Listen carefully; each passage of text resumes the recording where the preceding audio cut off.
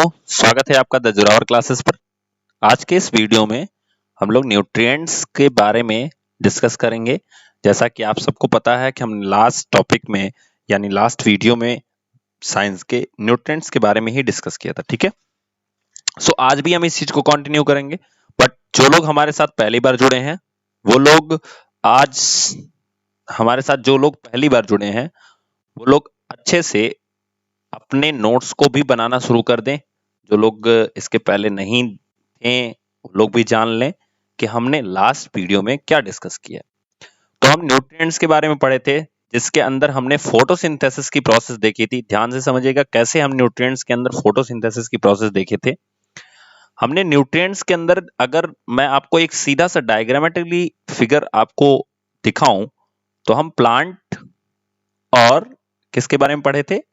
Plant और animal. अब देखो, एनिमल का मतलब क्या होता है कि जो हम लोग हैं यानी ह्यूमन बीइंग हैं, यानी आप ये कह सकते हो कि जो मूव कर सकते हो, है ना, ऐसी लिविंग थिंग जिनके अंदर मूवमेंट हो सकती हो, यानी वो प्लेस को एक जगह से दूसरी जगह जा सकते हो, इस तरह की मूवमेंट हो, है ना। मतलब वो अपने खाने के लिए कुछ इफर्ट कर सकते हो, अपने प्लेस को छोड़ सकते हो। प्लांट में भी मूवमेंट होता है दोस्तों। जैसे आप एग्जांपल में समझो, अगर कोई आंधी चल रही है, कोई हवा बह रही है, तो प्लांट इधर उधर घूमते हैं, है ना, इधर उधर झुकते हैं। इसी तरह से एनिमल का जो मूवमेंट होता है वो अपने प्लेस को चेंज करने का मूवमेंट होता है ना। तो इस तरह के जो मूवमेंट को होते हैं, इनके अंदर न्यूट्रिएंट्स के बारे में हमने डिस्कस किया था। तो प्लांट में जो न्यूट्रिएंट्स होता है, यानी कि इनके अंदर जो पोषक तत्व पाए जाते हैं, वो किस तरह से आते हैं, वो इनके जो खाना बनाने की प्रक्रिया होती है। देखो, न्यूट्रिएंट्स का मतलब क्या होता है हिंदी में? पोषक तत्व होता है। तो पोषक का मतलब क्या होता है कि एनर्जी कहां से मिलेगी, है ना। और एनर्जी कैसे मिलेगी? एनर्जी आपकी मिलती है खाने से, फूड से। तो इसी तरह से प्लांट जो होते हैं, इनके अंदर फोटोसिंथेसिस की क्या प्रोसेस? फोटोसिंथेसिस से इनको फूड प्राप्त होता है, सिंथेसिस से इनको फूड प्राप्त होता है। हिंदी में इसे बोलते हैं प्रकाश संश्लेषण से इसे फूड प्राप्त होता है, खाना मिलता है। तो इस प्रोसेस में हमने डिस्कस किया था काफी सारी चीजें कि कैसे प्रकाश संश्लेषण की प्रोसेस चलती है। जैसे मैं आपको एग्जांपल में बताया था कि आपको अगर मैगी बनानी हो, जो कि हमारे घर में 2 मिनट में बन जाती है, आप सुने होंगे कि 2 मिनट में मैगी तैयार हो जाती है। तो इस प्रोसेस से इसको कैसे मिलता है? तो सबसे पहले तो मैंने आपको बताया भी था कि मान लीजिए ये कोई प्लांट है, उसकी ये रूट्स हैं और इसका ये सूट सिस्टम है। ये समझिए जमीन के ऊपर जितना होता है वो सूट सिस्टम बोलते हैं। और उसमें एक पत्ती लगी है, और उस पत्ती में आप अगर ध्यान से देखोगे तो उसमें बहुत सारे छोटे छोटे छेद होते हैं, है ना।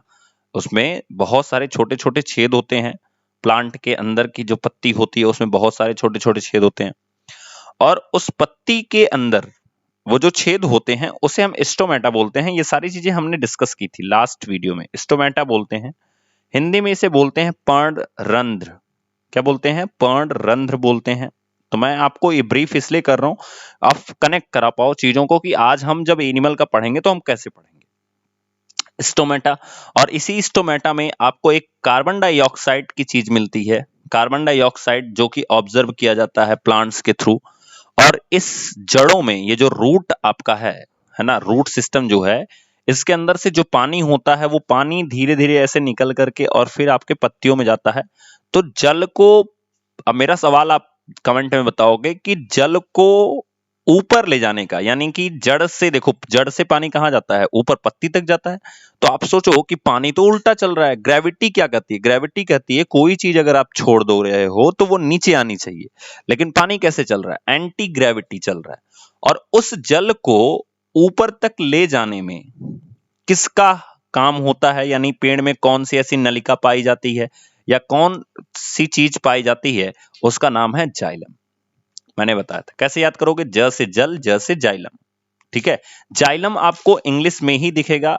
इंग्लिश, मेरे कहने का मतलब ये हो गया कि अगर आपको इंग्लिश में ये जाइलम लिखा है तो हिंदी में भी ये जाइलम ही होगा। सो इसलिए हर चीज की हिंदी नहीं मिल सकती है शायद आपको। और इसी तरह से अगर एक और नलिका यानी एक और चीज की बात करें, प्रवाह तंत्र या कह सकते हो परिसंचरण तंत्र, जैसे हमारी बॉडी में नसें होती हैं, ऐसे इसमें एक होता है, इस कह सकते हो कि पेड़ की नसें हैं। तो इसे फ्लोएम बोलते हैं। फ्लोएम को जब आप हिंदी में लिखोगे तो फ्लोएम ऐसे लिखोगे, फ्लोएम। तो इसमें फ वर्ड आता है ना, और फ से फूड आपका तैयार होता है, यानी कि जो पत्तियां होती हैं, देखो अब यहाँ रूट से कार्बन डाइऑक्साइड, तो ये पत्तियां इन स्टोमेटा से लेंगी, याद रखना। कार्बन डाइऑक्साइड कहां से लेंगी? कार्बन डाइऑक्साइड स्टोमेटा से लेंगी।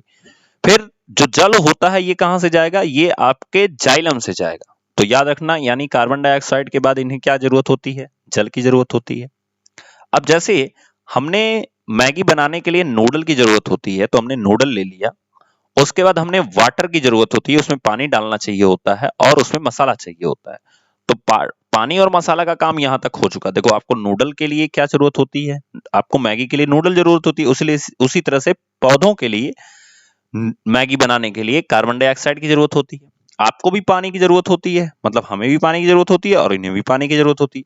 अब इससे भी ज्यादा जरूरी चीज ये आती है कि इन्हें हीट की हमें जरूरत होती है, यानी गैस की जरूरत होती है। जो जिस सिलेंडर यानी गैस चूल्हे पे जो हम खाना बनाते हैं उसमें हीट ही तो होती है। तो वो हीट के लिए यहाँ पे सनलाइट का यूज करते हैं। ये किसका यूज करते हैं? सनलाइट का।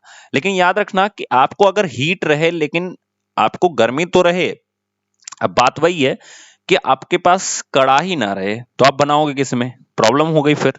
तो इसी तरह से इनको भी सनलाइट तो है, लेकिन अब ये बनाएंगे किसमें? तो उसके लिए एक चीज की जरूरत होती है, वो है क्लोरोफिल। क्या चीज की जरूरत होती है? क्लोरोफिल। तो क्लोरोफिल की सहायता से, बचपन में आप लोग पढ़े होंगे, क्लोरोफिल की सहायता से प्रकाश की उपस्थिति में पौधे अपना भोजन तैयार करते हैं। ऐसी लाइन ही आप पढ़े होंगे।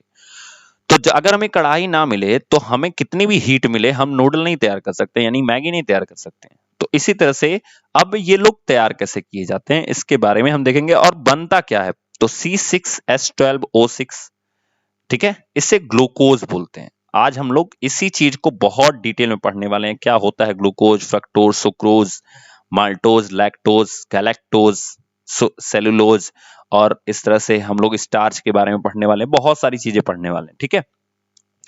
तो हमें ये मिलेगा, उसके बाद हमें ऑक्सीजन भी मिलता है, एंड याद रखना पानी भी मिलता है। क्यों? क्योंकि ऑक्सीजन पौधे छोड़ देते हैं और वेपराइजेशन की प्रोसेस में पौधे पानी छोड़ते हैं। जैसे अगर आप देखते होंगे गर्मी के दिनों में पौधों के अंदर पानी डाला जाता है। क्यों? क्योंकि वो पानी को ज्यादा सीक्रेट करते हैं, है ना, बहुत ज्यादा वेपराइजेशन के प्रोसेस में हो जाता है पानी बाहर। अब देखो तो सवाल आता है कितने कितने मॉलिक्यूल? तो 6 मॉलिक्यूल CO2, 12 मॉलिक्यूल H2O। तो इस तरह से यहाँ पे भी 6 मॉलिक्यूल ऑफ H2O जो होता है वो बाहर हो जाता है। बाकी सब इससे रिलेट करके आप बैलेंस कर लेना। तो इस तरह से फोटोसिंथेसिस की प्रोसेस होती है। मैंने आपको बता दिया कि कार्बन डाइऑक्साइड कहां से लिया जाता है, किसके थ्रू? स्टोमेटा के थ्रू। पानी कहां से आता है? जाइलम के थ्रू, जो कि रूट से निकल के आता है। अच्छा, रूट जो होते हैं वो पानी को जब अवशोषित करते हैं तो उस प्रोसेस को ऑस्मोसिस बोलते हैं। याद रखिएगा, ये पूछा जाता है कि जो प्रोसेस जिससे रूट जो होते हैं यानी जड़ें जो होती हैं वो पानी को अवशोषित करते हैं तो उस प्रोसेस को क्या बोलते हैं? तो ऑस्मोसिस बोलते हैं, ठीक है। चलिए, अब इसी चीज को हम अगर डिस्कस करें तो मैं इस चीज को थोड़ा सा इरेज कर देता हूं। तो न्यूट्रिएंट्स के अंदर हमने प्लांट के बारे में डिस्कस कर लिया था दोस्तों। न्यूट्रिएंट्स के अंदर हमने प्लांट के बारे में डिस्कस कर लिया था। आज हम लोग डिस्कस करने वाले हैं आपके एनिमल के बारे में। अब एनिमल का मतलब होता है जैसे हम लोग हैं, या ऑटोट्रॉफ्स को छोड़ के हेटेरोट्रॉफ्स के बारे में हम डिस्कस करने वाले हैं, ठीक है। और भी बहुत सारी चीजों के बारे में डिस्कस करने में, खैर आप ये समझिए कि हम लोग अपने बारे में पढ़ने वाले, इतना सा आप समझिए, ठीक है। तो एनिमल के अंदर कैसे न्यूट्रिएंट्स होते हैं या टाइप ऑफ न्यूट्रिएंट्स कितनी तरह के होते हैं? तो दो बेस पे एनिमल के अंदर न्यूट्रिएंट्स को डिवाइड किया गया है। ध्यान से समझिएगा, आप लोग भी अपना ग्राफ और ये चीजों को बनाते रहिए। तो दो बेस पे डिवाइड किया गया। पहला है कि यूज के बेस पे, है ना, जिस तरह से हमें यूज होता है यानी हमें कितने न्यूट्रिएंट्स की जरूरत होती है उसका हम कहां कहां यूज करते हैं, इसके बेस पे डिवाइड किया गया। दूसरा है केमिकल बॉन्डिंग के बेस पे, ठीक है, केमिकल बॉन्डिंग के बेस पे। तो देखो केमिकल बॉन्डिंग थोड़ा सा मैं आपको समझा देता हूं, छोटा सा है लेकिन मैं इसको लास्ट में बताऊंगा। अभी आपको मैं थोड़ा समझाता हूं ये चीज क्यों है, क्योंकि यूज वाला आपको समझ में आया होगा। क्योंकि यूज का मतलब आपको पता है कि जब हम यूज करते हैं यानी हमें ज्यादा खाना है कि कम खाना है ना। जैसे गर्मी के दिनों में लोग कम खाना प्रेफर करते हैं, ठंडी में ज्यादा खा लेते हैं, कोई दिक्कत नहीं होती। तो अब यहाँ केमिकल बॉन्डिंग पे समझो, एक ये भी दो तरह से डिवाइड होगा आपका, एक होगा मैक, ठीक है, एक होगा मार्को और एक होगा माइक्रो, सॉरी माक हाँ माइक्रो, ठीक है। तो माइक, अब देखो इसका मतलब क्या हो गया, ये बड़े मॉलिक्यूल्स जो होते हैं इनसे रिलेट करता है, और ये किससे होता है, छोटे मॉलिक्यूल्स से रिलेट करता है, ठीक है। इसके बारे में हम लोग डिटेल में आगे पढ़ेंगे, बस ओरली मैं आपको समझा देता हूं कि जो जो हमारा क्या होता है, मैक्रो होता है, मैक्रो जो है हमारा यानी MACRO जो है, MACRO यानी बड़े मॉलिक्यूल्स जो होते हैं ये हमारी बॉडी में आसानी से नहीं पचते हैं, और ये हमारी बॉडी में क्या हो जाते हैं, आसानी से पच जाते हैं, छोटे मॉलिक्यूल्स जो होते हैं, ठीक है। अब बड़े मॉलिक्यूल्स में क्या क्या आते हैं, तो कार्बोहाइड्रेट आएगा, फिर आपका फैट आएगा, ठीक है, प्रोटीन आएगा। इसी तरह से छोटे मॉलिक्यूल्स में क्या क्या आते हैं, विटामिन्स, मिनरल्स, वाटर, या आप ये कह सकते हो कि ऐसी चीजें आएंगी जो हमारी बॉडी में नहीं पचती हैं, मतलब इनका पाचन हमारी बॉडी में नहीं होता है, ये हेल्प करते हैं इन बड़े मॉलिक्यूल्स को पचाने में। तो केमिकल बॉन्डिंग के बेस पे ये दो तरह के हैं, हम आगे डिस्कस करेंगे, बट सबसे पहले हम यूज के बेस पे डिस्कस करते हैं। तो पहला जो होता है यूज के ऊपर, ठीक है, पहला जो होता है वो है हमें एनर्जी किन किन चीजों से मिल सकती है। पहला हमारा यूज तो यही होगा कि भैया हमें एनर्जी किन किन चीजों से मिल सकती है, उस न्यूट्रिएंट्स के बारे में पढ़ेंगे। दूसरा हम डिस्कस करेंगे एनर्जी प्रोवाइडर, पहला हो गया, ठीक है, एनर्जी प्रोवाइडर पहला हो गया। दूसरा हम डिस्कस करेंगे कि बॉडी ग्रोथ, जो हमारी बॉडी है उसका डेवलपमेंट, उसकी ग्रोथ किस तरह से होगी उसके बारे में हम डिस्कस करेंगे।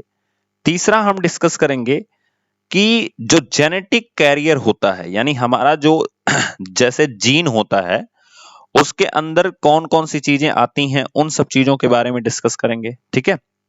एंड चौथा होता है, जैसे आप सुने होंगे ना, पहलवान का बेटा पहलवान, इस तरह से बहुत सारे स्टेटमेंट आप सुने होंगे, तो उन चीजों के का जो डिस्क्रिप्शन होता है वो इसके अंदर आता है। चौथा जो होता है वो होता है metabolic metabolic regulator, metabolic regulator.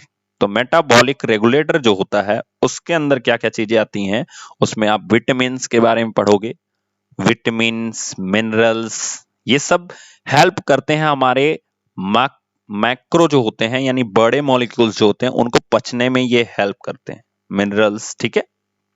तो इस तरह से हम इन सब चीजों के बारे में पढ़ने वाले हैं। तो सबसे पहले हम अगर बात करें एनर्जी प्रोवाइडर में, तो इसमें दो बंदे आते हैं, आप ऐसे याद रख सकते हो। नंबर फर्स्ट कार्बोहाइड्रेट, हिंदी में मैं लिख रहा हूं, आप इंग्लिश में लिख सकते हो, ऐसा नहीं है कि मैं इंग्लिश में नहीं लिख सकता, लेकिन थोड़ी हिंदी वालों के लिए भी जरूरी होता है ना, कार्बोहाइड्रेट। और दूसरा होता है वसा, यानी इसे हम बोलते हैं फैट, ठीक है।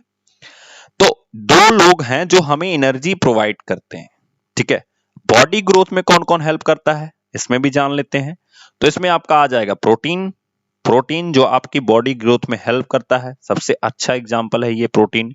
फिर कुछ और चीजें आ जाएंगी, जैसे नाइट्रोजन आ गया जो हेल्प करता है बॉडी की ग्रोथ में, इसके बारे में भी हम डिस्कस करेंगे आगे चल के। अब जेनेटिक कैरियर में जो हमारा डीएनए होता है और जो आरएनए होता है, ये चीजें होती हैं इन दोनों के बारे में, ठीक है। तो सबसे पहले आज हमारा जो सेशन है वो स्टार्ट होगा कार्बोहाइड्रेट से। दोस्तों थोड़ा सा लंबा सेशन होगा, लेकिन मैं कोशिश करूंगा कि इस चीज को आपको अच्छे से समझा दूं, क्योंकि अगले जो आपके आज के और जो नेक्स्ट क्वेश्चन आने वाले हैं वो इसी से रिलेटेड है, कार्बोहाइड्रेट से। तो सबसे पहले हम लोग स्टार्ट करेंगे कहां से, कार्बोहाइड्रेट से। चलिए स्टार्ट करते हैं हम कार्बोहाइड्रेट से, थोड़ा सा स्टार्ट करते हैं। तो कार्बोहाइड्रेट्स क्या होते हैं, सबसे पहला यही सवाल है, कार्बोहाइड्रेट्स क्या होते हैं। तो कार्बोहाइड्रेट्स के बारे में अगर हम बात करें, कार्बोहाइड्रेट जो होते हैं दोस्तों, वो आपके, अगर आप बात करोगे तो इसमें ग्लूकोज, फ्रक्टोज यानी ऐसे चीजें आती हैं। तो अभी हमने ग्लूकोज का एक फार्मूला देखा, C6H12O6, ये ग्लूकोज का हमने फार्मूला देखा। तो अगर आप इसको ध्यान से देखो तो कार्बोहाइड्रेट जो होते हैं वो कार्बन, हाइड्रोजन और ऑक्सीजन के यौगिक होते हैं। क्या होते हैं, कार्बन, हाइड्रोजन और ऑक्सीजन के यौगिक यानी कंपाउंड होते हैं। क्या होते हैं, कंपाउंड होते हैं, ठीक है। अब अगर हम आगे बात करें कि इसका फॉर्मूला कैसे हम लिख सकते हैं, तो अगर यहां पे आप ध्यान से देखोगे, ध्यान से देखिएगा इसको, तो आप फार्मूला, क्योंकि यहां से क्वेश्चन आता है फार्मूले से, ठीक है, कि कार्बोहाइड्रेट का फार्मूला क्या है। तो देखो अगर हम इस 6 की जगह पे n पुट करें तो इस 12 की जगह पे 2n बन जाएगा, और इस 6 की जगह पे n ही रहेगा, क्योंकि हमने 6 की जगह पे n रखा है। तो फार्मूला क्या क्रिएट होता है, CnH2nOn। ये हमारा क्या क्रिएट होता है, फार्मूला क्रिएट होता है। क्लियर हो गया। तो अब आगे बढ़ते हैं। ठीक है, आगे बढ़ते हैं तो इसके बारे में देखते हैं ध्यान से। कार्बोहाइड्रेट में अगर हम बात करें ग्लूकोज की, अब सोचो इसकी जगह पे अगर n की जगह पे 6 रखोगे तो आपको एक फार्मूला मिल गया C6H12O6। इसे क्या बोलते हैं, ग्लूकोज बोलते हैं। तो बहुत आसानी से यहां से एक क्वेश्चन बहुत ज्यादा एग्जाम में पूछा जाता है कि इंस्टेंट एनर्जी प्रोवाइडर कौन है।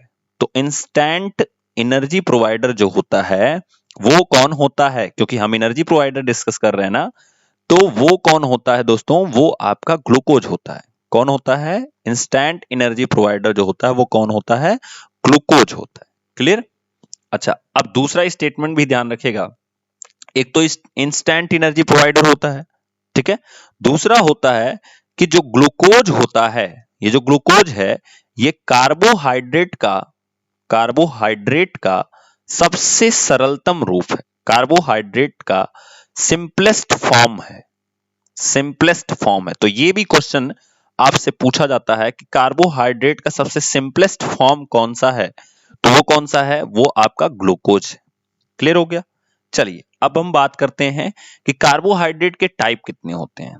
तो याद रखिएगा कि जो टाइप होते हैं कार्बोहाइड्रेट के, ठीक है, जो टाइप होते हैं वो आपके बेसिकली 3 तरह के होते हैं। एक होता है मोनोसैकेराइड, मोनोसैकेराइड, ठीक है, मोनोसैकेराइड। थोड़ी सी स्पेलिंग हो सकता है यहाँ पे मिस्टेक हो रही हो, बट आप लोग थोड़ा सा इसको मैच करवा लीजिएगा, ठीक है, क्योंकि कभी कभी ये मेरे दिमाग से उतर जाती है चीजें हैं। मोनोसैकेराइड, फिर उसका होता है डायसैकेराइड, डायासैकेराइड, डायासैकेराइड, ठीक है, फिर उसका होता है पॉलीसैकेराइड। तीसरा क्या होता है, पॉलीसैकेराइड, पॉलीसैकेराइड, ठीक है। अब देखो ध्यान से कि जैसा कि नाम में ही आप देख रहे होगे मोनो, मोनो मतलब होता है सिंगल। क्या होता है, सिंगल। डाई मतलब होता है कि दो मोनो, यानी मोनो प्लस मोनो। तो आप दूसरी भाषा में कह सकते हो जब दो सिंगल चीजें मिल जाती हो तो उसे डाई बोलते हैं। और पॉली का मतलब होता है कि दो से ज्यादा चीजें।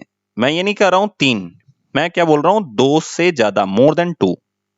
क्या होता है, मोर देन 2। अगर इस तरह से चीजें मिल जाएं तो उसे हम क्या बोलते हैं, पॉलीसैकेराइड, ठीक है। तो आज हम इन सब चीजों के बारे में डिस्कस करने वाले हैं कि मोनोसैकेराइड में कौन सी चीजें आती हैं, पॉलीसैकेराइड में कौन सी चीजें आती हैं, डाइसैकेराइड में कौन सी चीजें आती हैं, और उनसे क्या क्या निर्माण किया जाता है, वो कहाँ कहाँ पाए जाते हैं, उनको पचाने में कौन कौन लोग सहायक होते हैं। इस सब चीजों को बारे में डिस्कस करने वाले हैं मुश्किल से अगले से 10 मिनट में। तो बहुत इंपॉर्टेंट होने वाला है। चलिए आगे मूव करते हैं। तो हमारे सामने पहला आता है मोनोसैकेराइड। क्या आता है, मोनोसैकेराइड, ठीक है।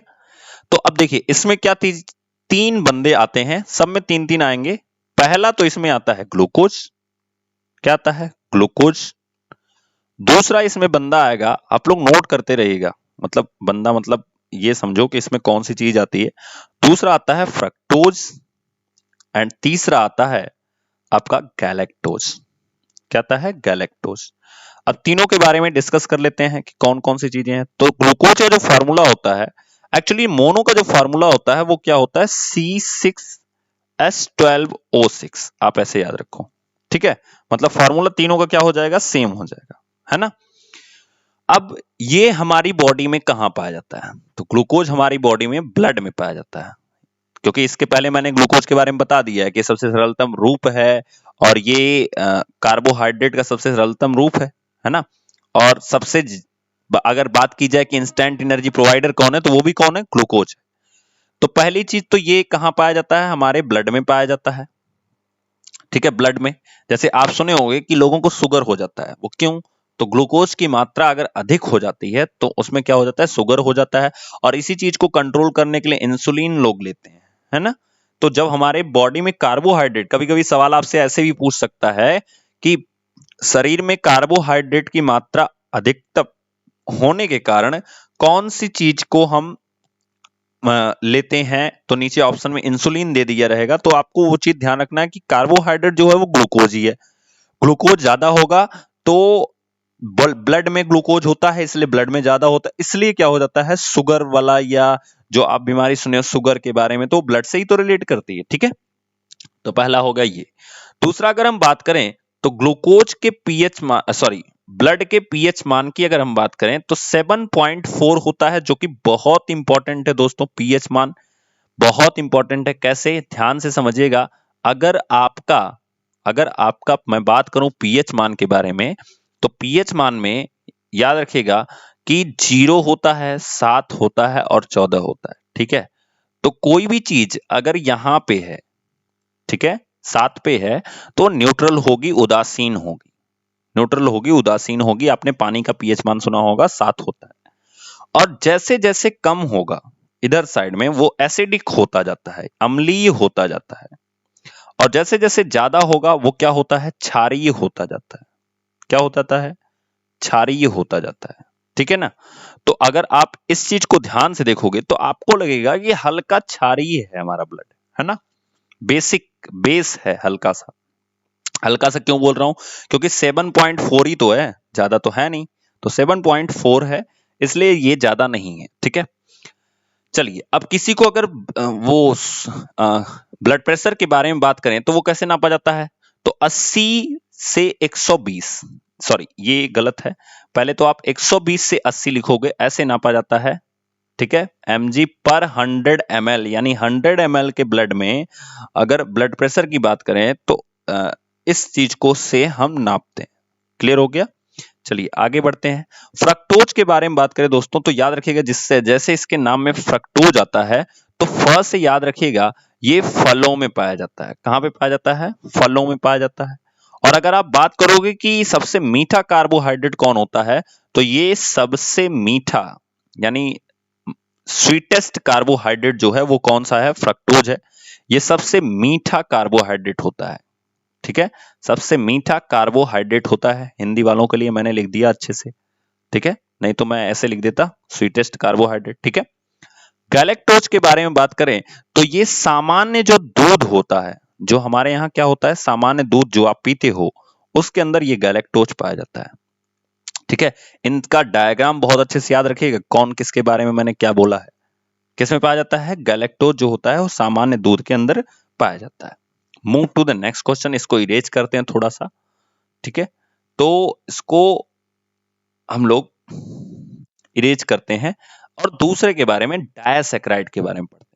तो डायसैकेराइड, जैसा कि इसके नाम में ही आप डाई देख रहे हो, तो इसका फार्मूला भी तो डबल हो जाना चाहिए। तो यहाँ पे C12 हो जाएगा। आप सोच रहे होगे सर 12 का यहाँ पे, वहां पे H12 था तो इसमें H24 हो जाएगा। ये गलती मत करना, यहाँ पे 22 होता है, मतलब 2 कम हो जाएगा। ऐसे वहां पे आप सोच रहे होगे सर O6 था तो यहाँ पे 12 हो जाना चाहिए, तो यहाँ भी 1 कम हो जाता है। ठीक है, तो डायसैकेराइड का फार्मूला तैयार होता है C12H22O11। ये आपका किसका फार्मूला तैयार हो गया, डायसैकेराइड का फार्मूला तैयार हो गया। क्लियर हो गया। चलिए मूव करते हैं नेक्स्ट। तो आगे हम बात करें इसमें, तो 3 लोग इसमें भी पाए जाते हैं। पहला माल्टोज, ध्यान से सुनिएगा, पहला माल्टोज। दूसरा आपका इसमें पाया जाता है सुक्रोज। क्या पाया जाता है, सुक्रोज। एंड तीसरा जो होता है जिसे सी बोलते हैं, इसे बोलते हैं लैक्टोज। ठीक है, अब देखो ये जो माल्टोज है तो आपने पढ़ा ये डाई है, तो मतलब कौन से 2 मोनो होंगे जिनसे मिलकर ये बना होगा, तो पहला जो आपने पढ़ा था ग्लूकोज। ऐसे 2 ग्लूकोज जब मिल जाते हैं, जब क्या हो जाते हैं, 2 ग्लूकोज आपके मिल जाते हैं, तो आपका माल्टोज तैयार हो जाता है। अब अगर सुक्रोज के बारे में बात करें तो याद रखिएगा, यहां पे थोड़ा सा याद रखिएगा कि एक ग्लूकोज होगा और दूसरा क्या होगा, फ्रक्टोज होगा। तो कभी कभी आपसे यहां से क्वेश्चन कैसे बनेगा कि जो माल्टोज होता है वो टूटता है तो क्या बनाता है, तो टूटेगा तो 2 ग्लूकोज बनाएगा। ध्यान से देखिएगा, ऐसे सुक्रोज जो होता है ये टूटेगा तो क्या बनाएगा, एक ग्लूकोज बनाएगा, एक फ्रक्टोज बनाएगा। तो आपको कनेक्ट कराना है। जब मैंने आपको मोनो पढ़ाया था तो पहले नंबर पे मैंने ग्लूकोज लिखा था, तो आप ये समझ लो कि जब आप डाई में पढ़ोगे आगे, तो उसमें जो माल्टोज होगा वो 2 ग्लूकोज में टूटेगा। दूसरे नंबर पे मैंने आपको फ्रक्टोज पढ़ाया था, तो फ्रक्टोज में टूटेगा और एक ग्लूकोज, मतलब ग्लूकोज हमेशा रहेगा। अब यहाँ पे ध्यान से समझिएगा, ग्लूकोज हमेशा रहेगा यहाँ पे। तीसरे नंबर पे मैंने आपको गैलेक्टोज पढ़ाया था, गैलेक्टोज पढ़ाया था। तो इसका मतलब ये लैक्टोज जो है वो एक गैलेक्टोज में टूटेगा ही टूटेगा, गैलेक्टोज में टूटेगा ही, लेकिन एक साथ ही साथ ग्लूकोज भी रहेगा। तो याद करने का सिंपल तरीका है, ये तीनों बंदे जब टूटेंगे तो ग्लूकोज उसमें रहेगा ही रहेगा। देखो यहाँ पे कॉमन चीज है, ग्लूकोज जो है ये रहेगा ही रहेगा, है ना। लेकिन उसके साथ साथ क्या होगा कि ये जो लोग लिखे गए हैं यानी मोनो वाले जो लोग हैं ये भी यहाँ पे आ जाएंगे। क्लियर हो गया। अब अगर हम बात करें तो ये जो माल्टोज है ये कहाँ पे पाया जाता है, तो चावल में पाया जाता है, राइस के अंदर, राइस के अंदर, ठीक है। चावल में माड़ आप सुने होंगे, चावल की जो माड़ होती है, यानी कि जैसे चावल अगर पक जाए यानी राइस हमारा थोड़ा सा पक जाए, या आप कह सकते हो कि उसको पका रहे हो तो उसका जो पानी होता है पकाते समय, जब आप किसी खुले बर्तन में पकाओगे यानी कुकर में ना पका करके कहीं ऐसे पकाओगे तो जो पानी होता है उसी को माड़ बोलते हैं। उसको, उसके अंदर क्या पाया जाता है, माल्टोज पाया जाता है। इसका मतलब उसमें ग्लूकोज की मात्रा देखो नॉर्मल ग्लूकोज से ज्यादा होती है। इसका मतलब इस चीज को तोड़ने में भी बॉडी को प्रॉब्लम होती है। बॉडी आसान, छोटा कण होता है ग्लूकोज तो टूट सकता है, सरलतम रूप है, लेकिन ये डायसैकेराइड है, सो इसका मतलब हो गया ये जो हमारा कार्बोहाइड्रेट है ये थोड़ा सा पावरफुल है, तो इसको तोड़ने में बॉडी को प्रॉब्लम होगी। इसका मतलब इसको तोड़ने के लिए हमें किसी चीज की जरूरत होती है ना, हमें किसी चीज की क्या होती है, जरूरत होती है। तो इस चीज को तोड़ने के लिए हमारे आंत में, हमारे छोटी आंत में, स्मॉल इंटेस्टाइन में, ठीक है, हमारे छोटी आंत में इस चीजों को तोड़ने के लिए, दो ग्लूकोज में तोड़ने के लिए हमारी छोटी आंत में इन्हीं तीनों के नाम से, यानी माल्टोज, सुक्रोज, लैक्टोज, इन्हीं तीनों के नाम से 3 एंजाइम पाए जाते हैं। बहुत इंपॉर्टेंट मैं बता रहा हूं, नोट कर लीजिएगा इस चीज को, कि छोटी आंत में यानी स्मॉल इंटेस्टाइन में, स्मॉल इंटेस्टाइन में इन तीनों डायसैकेराइड्स को तोड़ने के लिए, इन तीनों डायसैकेराइड्स को तोड़ने के लिए, भाई जब ग्लूकोज में टूटेंगे तभी तो हम पचा पाएंगे, इनको तोड़ने के लिए क्या पाए जाते हैं, ये तीनों के तीनों एंजाइम्स पाए जाते हैं। किसमें पाए जाते हैं, किसमें पाए जाते हैं, स्मॉल इंटेस्टाइन में। कौन कौन से, माल्टोज, सुक्रोज, लैक्टोज, यानी इन्हीं तीनों को तोड़ने के लिए इन्हीं के नाम से एंजाइम पाए जाते हैं। क्लियर हो गया।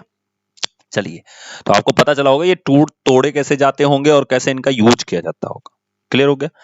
तो ये तो पहला हो गया माल्टोज। दूसरा सुक्रोज के बारे में बात करें तो जैसा कि इसके नाम में देख रहे हो सुक्रोज, तो ये शुगर केन यानी गन्ने में पाया जाता है। किसमें, गन्ने में पाया जाता है, गन्ने में काफी ज्यादा है ना। दूसरा हम बात कर लेते हैं लैक्टोज। तो ये जैसे कि आपने पढ़ा कि गैलेक्टोज जो है ये नॉर्मल मिल्क में पाया जाता है। किसमें पाया जाता है, नॉर्मल मिल्क में। इसका मतलब ये बंदा भी जो होगा, जैसे ये गैलेक्टोज मिल्क में पाया जाता है, तो ये जो लैक्टोज होता है ये माँ के दूध में पाया जाता है। किसके, माँ के दूध में। इसलिए जब आपको पढ़ाया जाता होगा कि बच्चे को माँ का दूध बहुत ज्यादा इंपॉर्टेंट होता है, वो क्यों, क्योंकि उसमें क्या होता है कि ग्लूकोज डायरेक्ट नहीं होता है, गैलेक्टोज भी होता है, यानी काफी पावरफुल होता है वो दूध। डायसैकेराइड होने के नाते 2 अणुओं से मिलकर बना होता है, इसलिए वो काफी पावरफुल होता है। Move to the third topic, polysaccharide के बारे में थोड़ा सा देख लेते हैं दोस्तों। चलिए, पॉलीसैकेराइड, आज आप लोग सिर्फ सेशन समझ लो, नेक्स्ट वीडियो में हम लोग डिस्कस करेंगे क्वेश्चन आंसर्स को, ठीक है। तो मैं ऐसे ही पढ़ाऊंगा आपके, एक वीक में एक कॉन्सेप्ट पूरा और फिर आपका क्वेश्चन आंसर, ठीक है।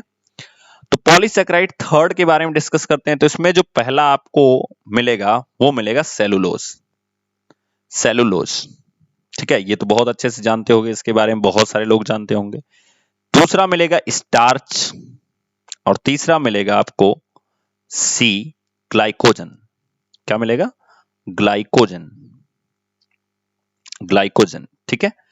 अब देखो ध्यान से कि जो सेलुलोज होता है इसके बारे में अगर बात करें तो सेलुलोज जो होता है वो प्लांट में पाया जाता है, और जो प्लांट की सेल वॉल होती है, प्लांट की क्या होती है, देखो प्लांट में ही सेल वॉल पाया जाता है। ये सब हम सेल का जो टॉपिक पढ़ेंगे तो उसमें हम डिस्कस करेंगे क्या होता है सेल वॉल, बट मैं आपको एक ब्रीफ कर देता हूं कि देखो जो सेल मेम्ब्रेन होती है, जैसे मान लो एक एनिमल सेल है और एक प्लांट सेल है, तो दोनों में सेल मेम्ब्रेन होगी, लेकिन प्लांट सेल में सेल वॉल पाई जाती है। ये जो बाहर से भी प्रोटेक्शन इसको होता है, सेल मेम्ब्रेन को, मेम्ब्रेन का मतलब झिल्ली होता है।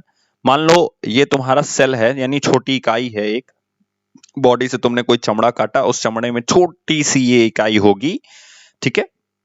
तो ये जो सेल अगर तुम पौधे का काटोगे तो उसके अंदर ये जो घुमावदार आपको दिख रहा है यही सेल वॉल होती है, और ये जो सीधा सीधा दिख रहा है ये सेल मेम्ब्रेन होती है। तो एनिमल बॉडी में भी सेल मेम्ब्रेन होती है, लेकिन एनिमल बॉडी में सेल वॉल नहीं होती है। तो ये जो सेल वॉल होती है प्लांट में, जो आप देख रहे हो, ये किसकी बनी होती है? सेलुलोज की बनी होती है ना। तो ये कहां पाया जाता है? तो आपसे आंसर क्या आ जाएगा? प्लांट में मिलता है। क्लियर हो गया। दूसरी चीज सुनिए कि ये ह्यूमन बॉडी में नहीं पाया जाता है। तो कभी कभी आपसे ये भी क्वेश्चन पूछेगा कि ये कहां नहीं पाया जाता है। तो ह्यूमन बॉडी में this is not present in human body. तो ह्यूमन बॉडी में नहीं होता है, ह्यूमन बॉडी में प्रेजेंट नहीं होता है। ठीक है। एंड नेक्स्ट, अगर हम आगे बढ़े तो आपको पता होना चाहिए कि सेलुलोज से ही कागज का निर्माण होता है। कागज का निर्माण यानी कि फॉर्मेशन ऑफ पेपर। ठीक है। पेपर का जो निर्माण होता है उसको किससे होता है? वो सेलुलोज से होता है। क्लियर हो गया। अगला बात करते हैं स्टार्च। तो स्टार्च जो होता है ये भी कहां होता है? प्लांट में, मंड के रूप में। यानी स्टार्च जो होता है ये कहां होता है? प्लांट में होता है। अच्छा, अब ध्यान दीजिएगा, इसको पता करने के लिए क्लास 6 या 7th की एनसीईआरटी में बहुत अच्छा सा एक प्रैक्टिकली चीज वहां पे बताई गई है। अगर आप ध्यान से पढ़े होगे तो स्टार्च के प्रेजेंस के लिए हम आयोडीन टेस्ट करते हैं। क्या करते हैं? आयोडीन टेस्ट करते हैं। आयोडीन टेस्ट करते हैं। ठीक है। तो ये पानी को नीला कर देता है, ऐसे करके कुछ आता है। ठीक है। तो याद रखिएगा, यहां से भी क्वेश्चन आपसे पूछा जाता है कि स्टार्च को पता करने के लिए किस चीज का टेस्ट करते हैं? तो आयोडीन टेस्ट करते हैं। ठीक है। ग्लाइकोजन कहां होता है? तो ये हमारे लिवर में पाया जाता है। किसमें पाया जाता है? लिवर में। अब आप इसको कैसे याद रखोगे? तो इसके पहले हमने क्या बात की थी? लैक्टोज की। ठीक है। और उसके भी पहले हमने गैलेक्टोज की बात की थी। तो जो गैलेक्टोज होता है ये नॉर्मल मिल्क में पाया जाता है, लैक्टोज मिल्क में पाया जाता है। और ये लोग पचेंगे कहां पे जाके? तो आप ऐसे याद रख सकते हो कि ये लोग लीवर में जाके पचेंगे। तो ये मतलब, इसका मतलब लैक्टोज के बाद है लैक्टोज, गैलेक्टोज के बाद लैक्टोज, एंड लैक्टोज के बाद क्या आ जाएगा? ग्लाइकोजन। तो ये तीनों लोग पचेंगे कहां पे? लिवर में। तो आप याद रख सकते हो ये लिवर में पाया जाता है। क्लियर हो गया। सेलुलोज प्लांट में आपको याद कैसे करना है? सेलुलोज सेल से निकालो, इसका मतलब सेल वॉल बनी होती है। सेल वॉल सिर्फ पौधों में पाई जाती है, यानी ये प्लांट में पाया जाता है, ह्यूमन बॉडी में नहीं पाया जाता है। इसका निर्माण पौधों से ही, आपको पता है, पेड़ों से ही निर्माण होता है कागज का, पेपर का। तो इसका निर्माण इससे किसका निर्माण होता है? तो कागज का निर्माण होता है। आई होप आपको इतनी चीजें क्लियर हो गई होंगी। दूसरी जो सबसे इंपॉर्टेंट चीज है मैंने आपको बता दी कि अगर कार्बोहाइड्रेट की अधिकता होती है तो उसे इंसुलिन द्वारा हम कंट्रोल करते हैं। क्या करते हैं? इंसुलिन द्वारा हम क्या करते हैं? कंट्रोल करते हैं।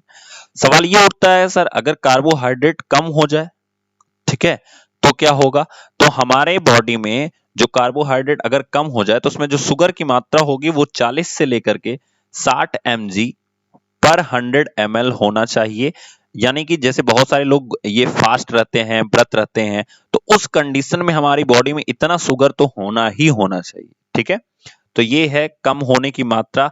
ठीक है। इंसुलिन की कमी जो अगर हो जाए तो क्या होगा? तो डायबिटीज मेलिटस नामक रोग हो जाता है। इंसुलिन की कमी यानी कि कमी नहीं होती है। देखो क्या होता है कि कार्बोहाइड्रेट ज्यादा हो जाए या इंसुलिन कम हो जाए, दोनों की कंडीशन में ये चीजें हो जाती हैं, यानी डायबिटीज मेलिटस जो होता है वो आपका हो जाता है। ठीक है ना। चलिए, तो बहुत ये आपका कार्बोहाइड्रेट से रिलेटेड कुछ सेशन था जो आपको आई होप समझ में आया होगा। दोस्तों, हम लोग नेक्स्ट वीडियो में जब मिलेंगे तो आपके दोनों वीडियो में 20 क्वेश्चन आंसर्स आपके इसी टॉपिक से रहेंगे। सो उसको ध्यान से देखिएगा, समझिएगा। एंड हम लोग नेक्स्ट पढ़ेंगे फैट के बारे में। थोड़ा सा ब्रीफ करना चाहता हूं फैट क्या होता है, फैट के बारे में। तो जो फैट होता है, देखो कार्बोहाइड्रेट जो होता है, ध्यान से यहां पे एनालिसिस कर लो। कार्बोहाइड्रेट जो होता है ये इंस्टेंट एनर्जी प्रोवाइडर होता है। क्या होता है? इंस्टेंट एनर्जी प्रोवाइडर होता है। ठीक है। लेकिन फैट जो होता है ये इंस्टेंट एनर्जी प्रोवाइडर नहीं होता है, बट तब क्या होता है? ये मैक्सिमम एनर्जी प्रोवाइडर करता है। यानी सबसे ज्यादा एनर्जी हमें कहां से मिलती है? वो फैट से मिलती है। तो इस चीज को बहुत इंपॉर्टेंट क्वेश्चन यहां से बनता है कि जो मैक्सिमम एनर्जी प्रोवाइडर है वो कौन है? तो वो फैट है। कार्बोहाइड्रेट क्या है? इंस्टेंट एनर्जी प्रोवाइडर है। ठीक है। तो ये चीज, दोनों चीजों में बेसिक डिफरेंस आपको जान लीजिए। ठीक है। उसके बाद अब ध्यान से समझिएगा कि कार्बोहाइड्रेट जो होता है वो सबसे ज्यादा पाया किस में जाता है? यानी कि जो कार्बोहाइड्रेट होता है उसका सोर्स क्या होता है। तो एक और क्वेश्चन यहां से बनता है कि आपको पता होगा, आप लोग याद किए होंगे, पोटैटो, आलू जो होता है वो सोर्स होता है इसका, बट ध्यान दीजिएगा सबसे ज्यादा सोर्स हनी में होता है कार्बोहाइड्रेट का, है ना। शहद, जो आपका शहद होता है, इसमें 72% कार्बोहाइड्रेट पाया जाता है, और जो आलू होता है आपका, ये 18% कार्बोहाइड्रेट पाया जाता है। समझ में आई बात। तो अब आलू को क्यों याद करते हैं, क्योंकि आलू आम आदमी के पास भी अवेलेबल होता है, शहद सबके पास नहीं अवेलेबल होता है। तो शहद जो होता है उसमें 72% कार्बोहाइड्रेट पाया जाता है। तो आई होप आज का सेशन बहुत ही नॉलेजफुल रहा होगा आप लोगों के लिए, काफी चीजें आपने यहां से सीखी होंगी। हम लोग नेक्स्ट वीडियो में जब मिलेंगे तो हम डिस्कस करेंगे इससे रिलेटेड क्वेश्चन आंसर को। तब तक के लिए थैंक यू सो मच।